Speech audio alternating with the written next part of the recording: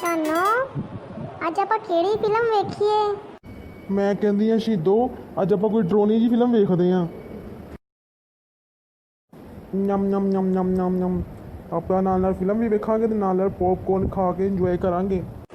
ਠੀਕ ਆ ਫਿਰ ਅੱਜ ਮੈਂ ਕੋਈ ਡਰੋਨੀ ਜੀ ਫਿਲਮ ਲਾਣੀ ਆ। ਵੇਖ ਲੈ ਹੁਣ ਰਾਤ ਨੂੰ ਡਰ ਨਾ ਪਈ, ਫਿਰ ਨਾ ਹੀ ਮੈਨੂੰ ਡਰਾਈ। ਅੱਛਾ ਨਹੀਂ ਡਰਦੀ, ਚੱਲ ਤੂੰ ਫਿਲਮ ਲਾ। ਨਮ ਨਮ ਨਮ ਨਮ ਨਮ ਨਮ ਨਮ। ਹਾਂ ਹੁਣ ਸ਼ੁਰੂ ਹੋਣ ਲੱਗੀ ਹੈ, ਜਰਾ ਤਿਆਰ ਰਹੀ।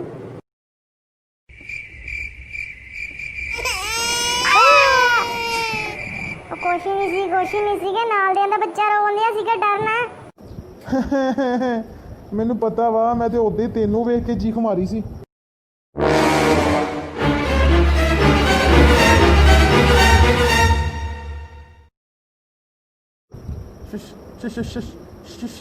ਸ਼ਹੀਦੋ ਇੱਧਰ ਦੇਖ। शानो चुप करके फिल्म वेखी जा, बार बार डराई जांदी है मैनू। ਸ਼ਹੀਦੋ ਉੱਪਰ ਤੇ ਵੇਖ ਆਪਣੇ। शानो तू पहले क्यों नहीं दसिया मैनू?